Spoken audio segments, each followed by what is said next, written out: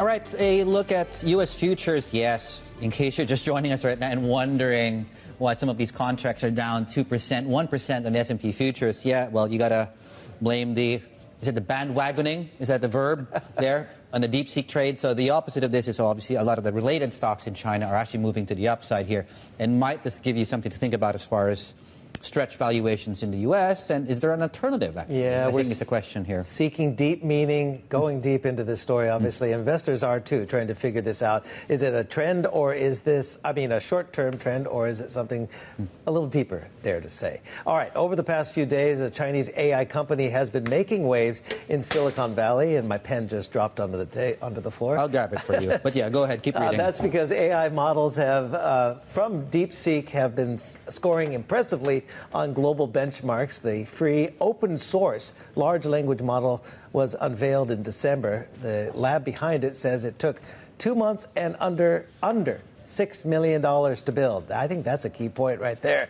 That's a fraction of what OpenAI and Google spent to train their models. Dave? Yeah, $6 million. How much has OpenAI and Meta and Google and Tesla spent combined? Well, I know of more expensive apartments in Hong Kong than the budget it took to get this up. Last week, the founder of DeepSeek was the only AI leader selected to attend a meeting of entrepreneurs with Chinese Premier Li Qiang. And over the weekend, Xinhua published this editorial on how China's AI advances are working, despite Washington's tech curbs on the country. Robert Lea is with us, our Bloomberg Intelligence senior analyst. So, you told us so.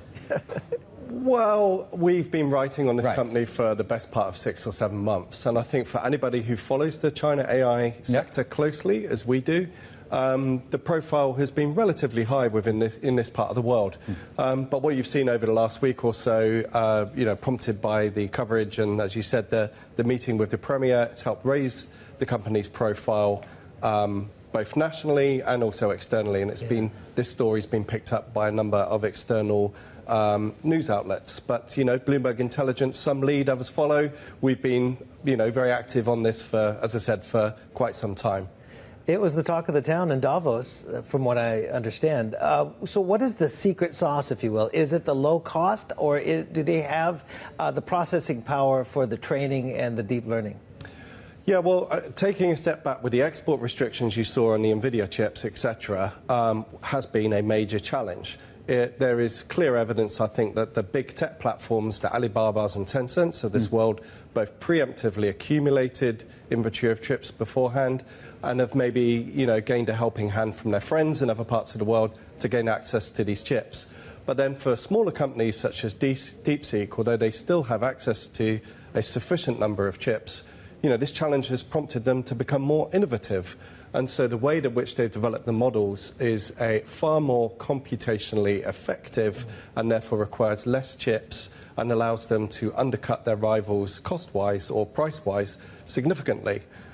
So without going into the technical detail on DeepSeek, it's something called a mixture of experts. It's the architecture they use. One of the first in the industry to do this. They've really managed to forge ahead. And as you mentioned in your preview, are ranked top 10 in terms of global large language models.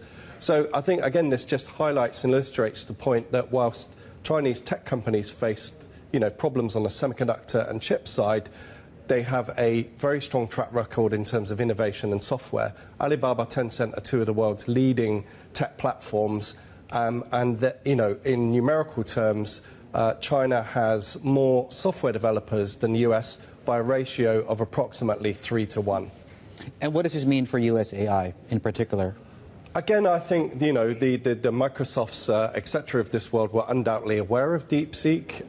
But, it's the headlines that have probably prompted them to have a little bit of a rethink and think how they can compete on this.